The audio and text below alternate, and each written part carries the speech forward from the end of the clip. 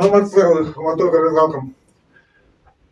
Бүгүн Улук сөз каналында кыргыздар унутуп калган байлыктардын катарына кирген кыргыз тилинин чыныгы мааниси темада лекцияны баштайбыз. Бүгүнкү темабыз А жана Б тамгасы гана. Баягы биз кыскача кыскача бир тамгадан бир 10-15 сөздөн берип турабыз.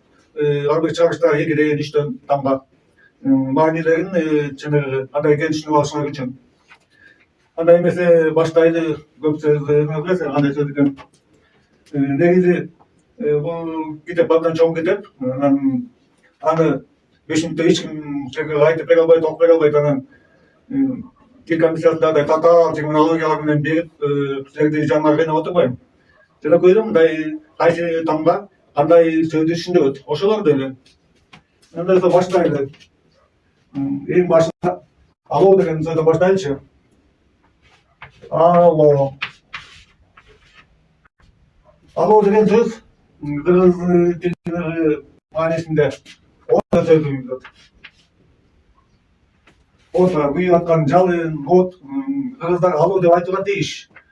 Алоолонуп күйүп атат деген сөздү. От деген сөзүбүз кыргызда бул чөпкө гана байланыштуу. Мал оттоп атат, ото чөп, отуктуу. Өзүлөр түшүндүрсөк аны от деп айтууга тийиш эмес. Жана жалындап аткан алоого окшогон үчүн чөп мындай шамалда ошондон чөптү дагы от деп, алоо менен байланыштырып атап беришкен. Ары алсак, аалам. Аалам. Аалам деген сөздү алсак, яка эки а кошулуп кетип атпайбы башында. Эгерде башында ушундай тыбыш кошулса, бул чексиз дегенде абдан чоң деген маани берет. Ошон үчүн мынакей ала деген сөз мынакей. Чексиз. Алоо. Биздин чексиз алообуз деген маани берип калат. Себеби четтен караганда биздин аалам абдан миңдеген миллиарддаган чеги жок күндөрдөн тургандыктан күйүп жаткан алоого окшоп кетет. Ошон үчүн алоо деп айтылат. Андан ары алсак, алтын деген сөздү алсак. Алтын. Алтын деген сөз чынын деген алтынга байланыштуу эмес. Алтындын өзүнүн аталышы мына сары. Эмне үчүн алтын деп аталып кеткен? Себеби баягы сары болуп атпайбы? Күйүп аткан күндүн нуруна окшош. Ошон үчүн алтын деп аталып кеткен. Бирок алтын деген сөз өзү мынакей алтын.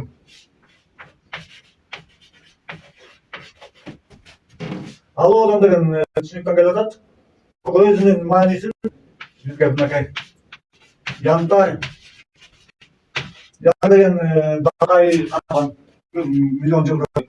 Ошонун аталышы түшүнүктүү болсо түшүнүктүү. Янтарь мурда башында алоодон деп айтылган. Алоодон. Алоотун деп аталып калган кийин. Алоо. Тун деп аталган. Андан кийинчерээк алоо деп аталып кеткен. Кийинчерээк алоо таш деп аталган. Янтарь канча атты өзгөрткөн. Алоотун, алоотун, алооташ, алтын. Кийин янтарьдан кыргыздар алып кеткендиктен янтарь көчөбү деңиз атпайбы? Кыргыздар деңизден алтын кеткен, бизде көлдө жок. Бул алтын деп жанагы сарыга көчүп кеткен антип. Алмат деген сөздү алалы. Алмат. Кайда эки а деп жака. Ошон үчүн ала деген. Чек. Алоого мат деген. Түшүндүк. Аламат деп жеттирип атканды, суулап калганды, көчкү чыкканды, согушта айтпайт. Алоого мат деп атат. Бул деген токой өрттөнүп мисалы от каптап келгенде оттун ортосунда матырылып калган жандай да. Алоого матты. Же болбосо жана топ от алып, андан чыккан лава деп атпайбы? Бул алоо деген сөз лава деп лавага өтүп кетет. Ошол ал жанагы тоодон түшкөн бүттөп каптап калганда алууга мат болот да, аламат деп ана айтылат. Деген сөздү алалык.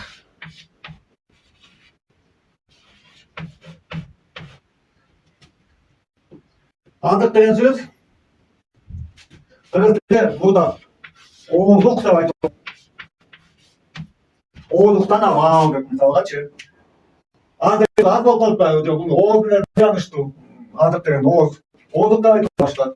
Өз мааниси ушундай. Азык деген сөздү алсак,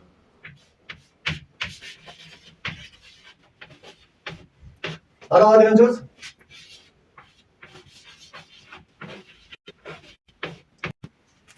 арыма, кыйналба, чарчаба деген сөз. Өзү арава деп билбейт. Арыма деп айтылууга тийиш. Ал дастан алсак, ал дас ал дастан чуркан нерлерин биле алган кишини айтып коет, бирок өз мааниси мынакей мындай. Алы таштап. Алсыз эмне кыларын билбей калган кооз шалдырап башы ийилип адам токтот эмеспи? Ошону айтат алдатап деп, алы таштап деп. Акча.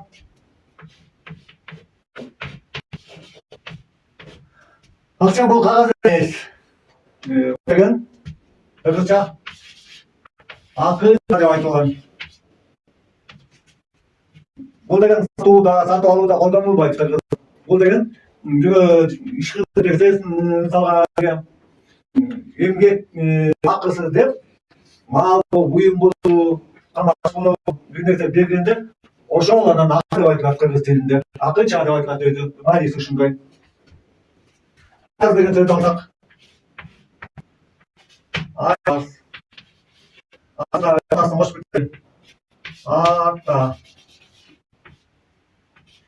Аяз деген сөз өзү кыргыз тилинде айо аз деп айтылат. Жерде я менен жазабыз. Бул туура. Кыргызда я тамгасы жок. Ай о аз деп мындай жазылат. Ай о аз.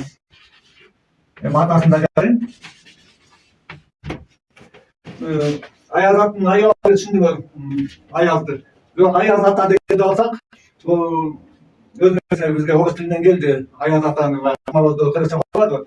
Анан орус тилинде Дед Мороз деген Мороз менен айтылат да, Мороз деген аз дегенчи, мейиз деген сөз. Кыргыздан кеткен ал сөз орустарга. Кыргызда колдонбаганда аяз ата, бирок ошондо аяз ата. Жаңы жылда балдар аяз ата деп чыккан көрүп күлкү келет. Эмне деп түшүнсөк болот? Аяз ата келиңиз, Ташболат келиңиз деп аткан балдардын. Бул биз байрам эмес, байрам болот. Бул жарабайт бизге. Ары уланталы. Аста бол дейт.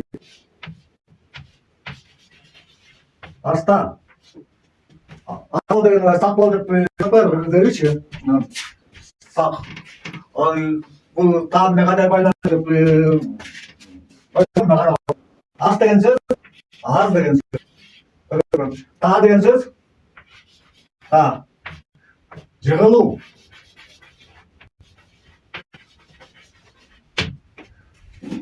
Деген сөз мындай болот. Эне десеңер, бала ары чыкса, ай, та дейсиң деп айтасыңар.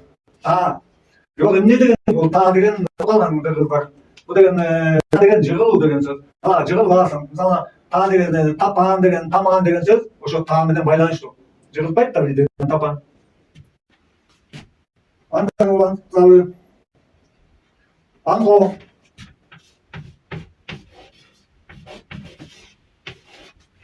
Билдимби? Аң сезимге койгон. Аң сезимге койгон. Баягы мал өтпөсүндө койгон. Аң кол деген сөз сезимге кол коюлган. Акыл.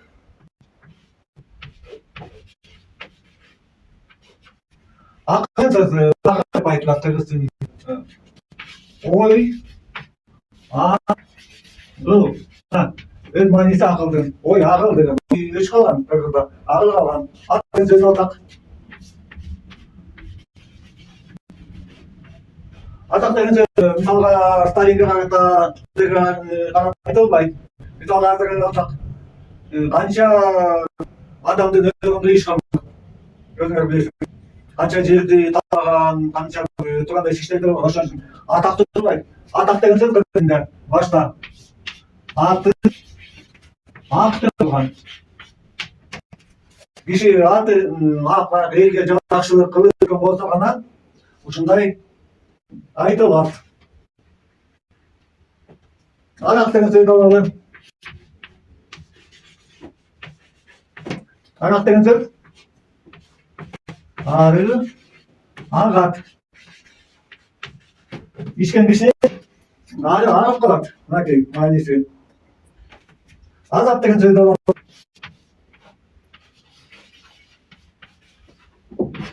Азат деген кыйналып аткан, мисалга деген батышта кыйналат дейт, орготурда кыйналат дейт. Ушуга кайсы айта беришет кыргыздар. Акчачы болуп калса кыйналат дейт. Жок, эч качан мындай болгон эмес кыргыздар. Азат деген сөз кыргызда. Аз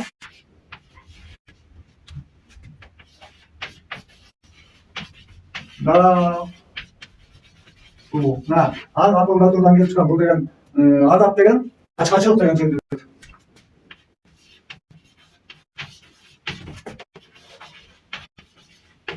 Ачкачылык.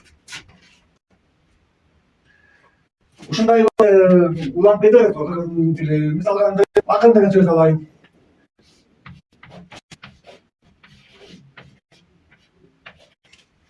Эмнеден акын сөз? Мунун мааниси мындай. Ак күн деп. Кыргызга деген акындар элди жакшылыкка үндөп, алдыга түртүп, жакшы ойлорду берип, тынымсыз берип, ошон үчүн ак деген сөз баш аты. Толук дегенде таза деген сөзгө дагы өткөн. Аны тынымсыз берип агып турчу акындык үнү агып турушу элге дайыма эле ой күчөп, билим берип турат. Ошондон мынакей ак болуп калган. Ушуну менен А тамгасы биздики бүттү.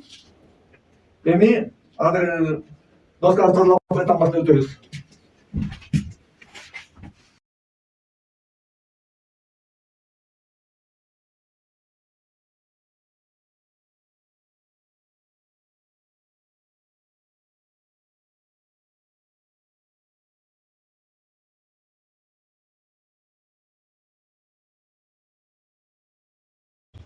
Андан ары улантабыз. Ал дегенди атыштып, аман деген сөздү алдык.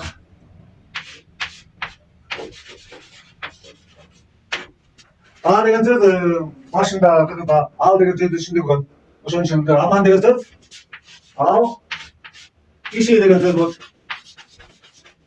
Аны көп жерде ман деген сөздү кошулган сөздөрдү кыргыздар туура эмес айтып атат. Мисалга бул кадырман киши, жоксо бул улук киши деп мындай.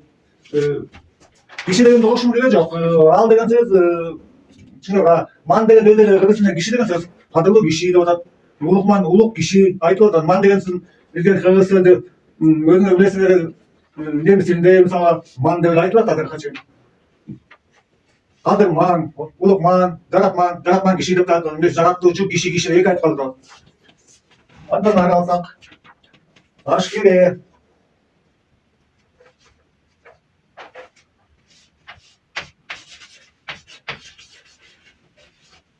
Ашкере деген сөздүн мааниси эмне? Бул деген ашкере иш кылып кетти, ашкере алып айтты, ашкере бир жамандык кылды деген туура болбойт. Себеби ашкере деген сөздүн өзүндө турат. Ичигин мисалга курсагын ичигин аш кеди. Баягы тамак аябай ичи көпкөн кишиге айтса болот. Баягы беде жеп алып ичи көпкөн малга айтса болот. Ашкере деп. Ашкада.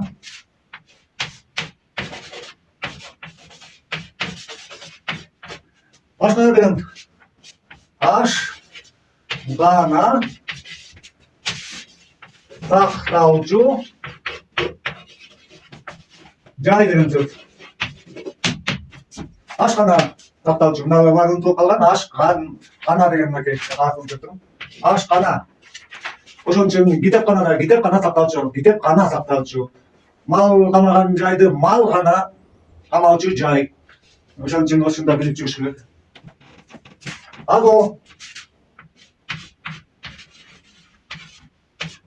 Ало деп кыргызда койду деле айта берет, уйду деле айта берет, жылкы бүт баарын айта берет. Жок, бул болбойт.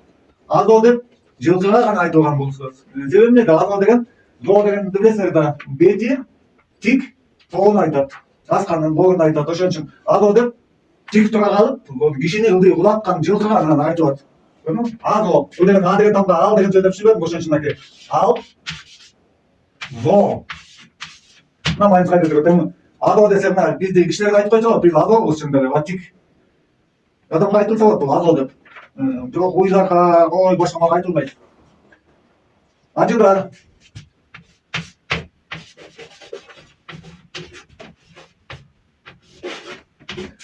Ажыдар деген сөз мындай. Ач жутар.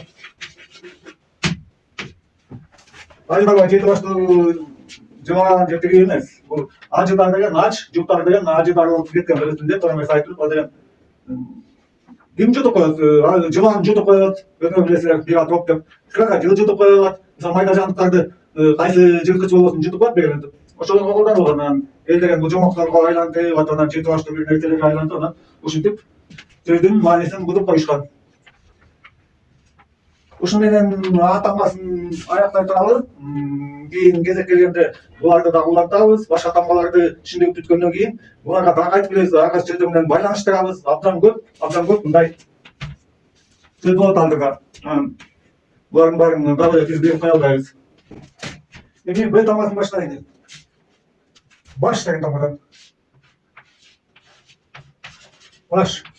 Баш деген биздер кыргыз тилинде баалуу аш деген түшүнүктүү болгон. Себеби жөнөкөй келген конокко бул кишиге дайыма баш сунушкан. Ошондон анан илгери болсо баш дегенди кыргыздар кал деп айтышкан. Анан эмне кал экенин азыр билбейбиз, ал дагы ачылат. Ишенбегендер болсо кал деген кыргыз сөзү өзбекке калле болуп кетти.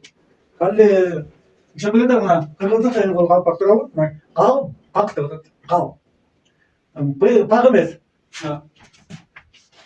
Кал бак деш керек. Башыңды бак деген сөз.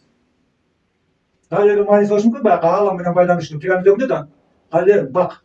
Ааламды бак дечи да. Эми аны кийин тактайбыз. Андан соң бай. Бай деген сөздүн мааниси колундагысын таратып,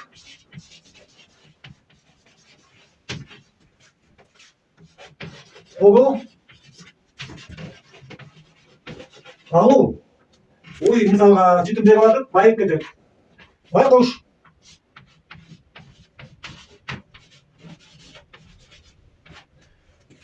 Байкушка ушундай таратып колго алган бегешен адам. Киши деле болчу, аял деле, киши, аял киши деле байкуш болушун. Байыркы.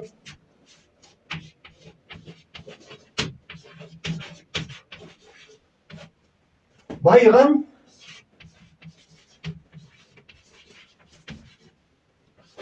Аркы заман. Маани ушундай. Байсалдуу десек.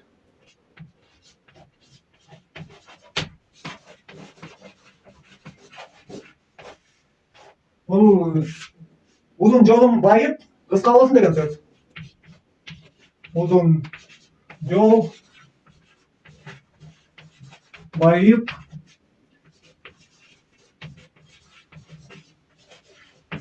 мына мааниси эмнеде жүрөт? Байма бай.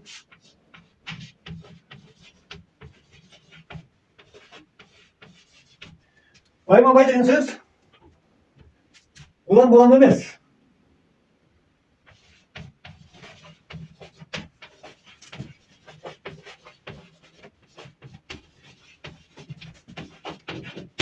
Azaygandan azayıp деген mani. Balkim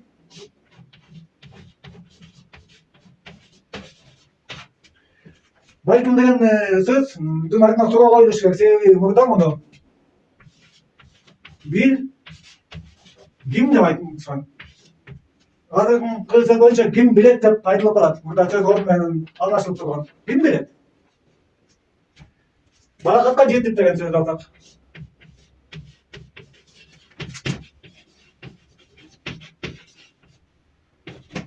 Азыр эркек балдарга карата айтып өткенде балакатка жетти депчи. Жок, бул эмес. Балакат деген бойго жеткен, дүйөгө тийип, курсагына бала атууга даяр кыз деген сөз. Көрдүңбү ошондо? Бойго жеткен kız. Beraber деген сөздү алсак.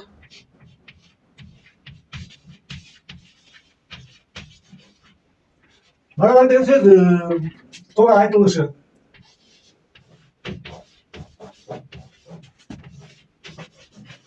Мындай айтылат. Баары биригип турат деген сөзүн айтылат. Эми бешикти алалы. Бешик деген атты ustalar koygan buga. Sebebi mындай. Beşik, 5 uq деп аталат. 5 uq. Төртүн тарып берейин мына. 1 uq, 2 uq, туурабы? Мына. 3 uq, 4 uq, үстүндө 5-чи uq. Буякта таман эсептелбейт uq деп кыскартса. 5 uq деп аталат. Бойдок.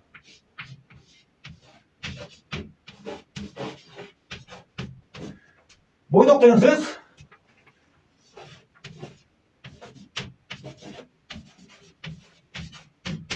бою ток деген сөз. Ашыкча эч нерсеге кызыкпаган, ашык оокатты топтобогон, ушундай колунда барга каниет кылган киши бою ток деп айтылат.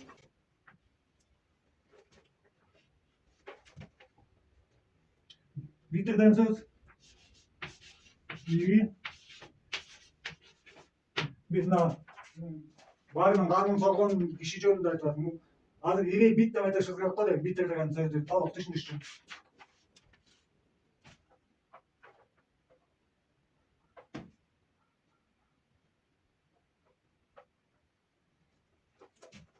Bulut деген сөздү алсак.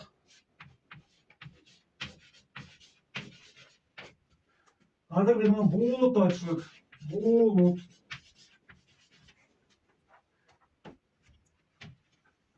Burada bunu bu devayçı mesela pa devayçı. Azır da edeler nesne attı bu. Baldarga kolumuzu değilizdi. Pa, üyesin devayçı. Pa. Onu başka. Pa degen söz azır da var bizde. Pa o mesela. Buğlo mesela pa o. Pa devayçı. Boz idalalık.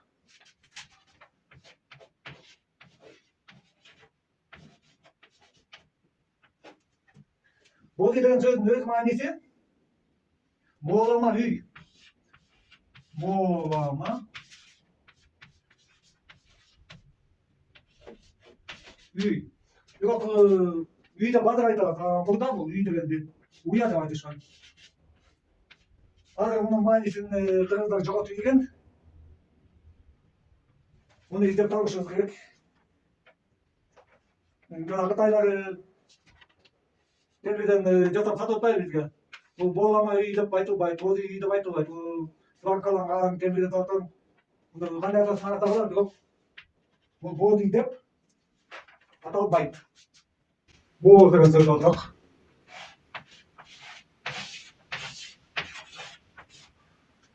Бул сөз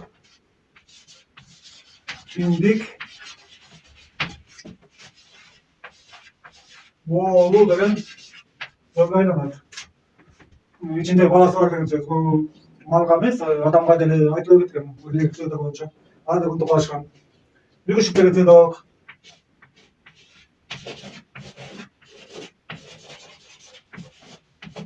Бүгүшүп десе бутун бүктөп, колун бүктөп мындай жаталган кишини айтып коюшат көбүнчө.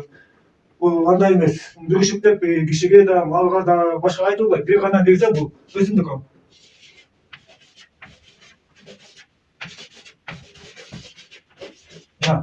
Бүгүн үшүп калды. Жалбыракта үшүп, салбыраталган айтат. Буйрук.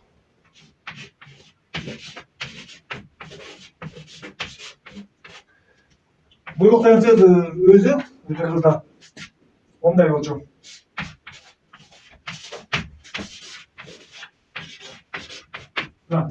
Буйрук, буйрук. Бул эмне иштеп мисалга бир улуу киши же хан болобу, мисалга жендеттерге бир нерсени кылгыла деп ошондо угуп аткан кишилер колун көкүрөккө алып мындай эңкейип жарайт таксыр деп мисалга айтып аткан. Ошондой да ошол угуп жаткан кишилерге карата айтылат. Буйрук. Бул мисалга биздин президент буйрук бере албайт башкаларга. Ал анткени буйругу эле да. Бөтөн деген сөз алалык.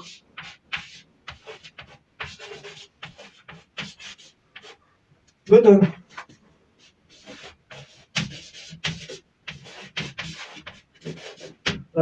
Бөтөн деген сөз бети өң деген сөз.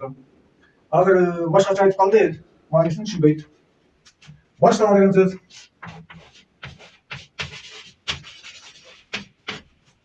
Мисалга жол башка, иш башка. Бул жерде маани такыр башкача. Мына баш та деп атат. Та деген сөз кыргыз тилинде жыгылуу деген сөз. Кээде балдарына чуркап атса акырын та дейсиң деп айтышат, маанисин түшүнбөй эле. Бул эсте калып калган сөз. Жок, та деген сөз жыгылуу. Чүкөнү өкшөгөндө кырынан туруп калса та деп айтат. Ошон үчүн башта деген сөз ким алдыга чыгат, ал деген артта келе аттан баш ийет. Эмне кылайын, кайсы жака барам, кайда жол көгөдөйүн депчи.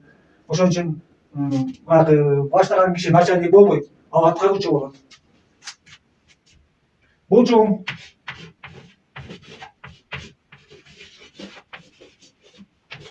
Булчуң деген сөз бул чың деп айтылыш керек азыркы боюнча. Чың бол. Бүлбүл.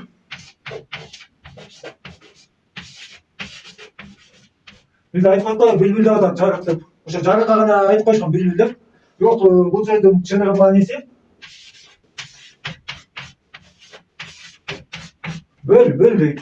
Бөл мындай көгөргөн нерсе, берген нерсе. Бул жарыкка гана эмес. Эмне көрүнүп жоголуп атса, ал ошонун баарын эле бүлбүл деп айтыла берет. Бөксө. Бөксө деген сөз ичине чаласы куюлуп калганда эмес. Бул деген мисалы кумурага суу куюлуп дейли, ал жыгылып кетти. Бөк түшүп деген эмес, капталга жыгылып деген. Бөк капталга жыгылып, ичинде калган нерсени бөксө дейт. Куюп бөксө кыла албайсың, жыгып гана.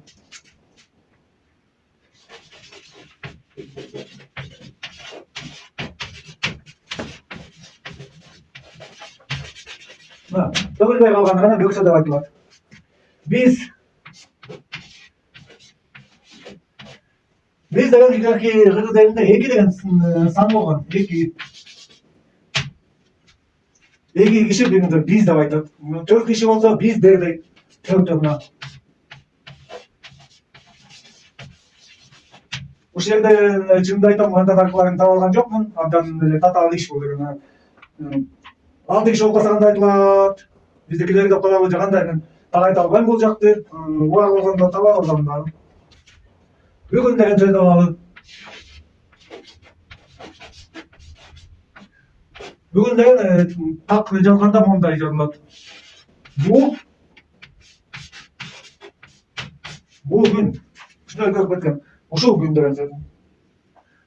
Ушундай эле тил өзгөрө экен. Баш аягы жок. Ага биздин айлабыз жок. Бирок мааниси эмнеде биз билүүгө тийишпиз. Жана сүйлөй берейик. Мындай болот дегендей деп. Мисалга бул жерде жана баш деген сөздөн баштадыкпы? Ошондо мен бир нерсени айткан жокмун, айтып кетейин. Баш менен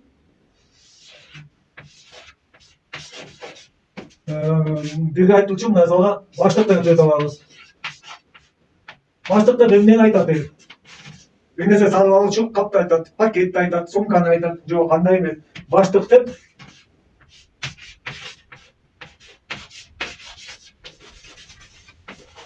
капюшон айтылат. Сиздерге атайын чөчүнө берип койдум да, капюшон. Başka başta trak bu var. Tamam. Başta var. Başta bu. Ушундай эле кейдеdir бар экен. Bir күнү баары ачык чыгат, чыккандардын баарын көкөзүп айтып түшүндүк. Баарына жеткизебиз. Азырынча болгону ушул. Бүгүнкү чыгарылыш ушу менен аякталды. Эмки чыгарылышка чейин аман болгула.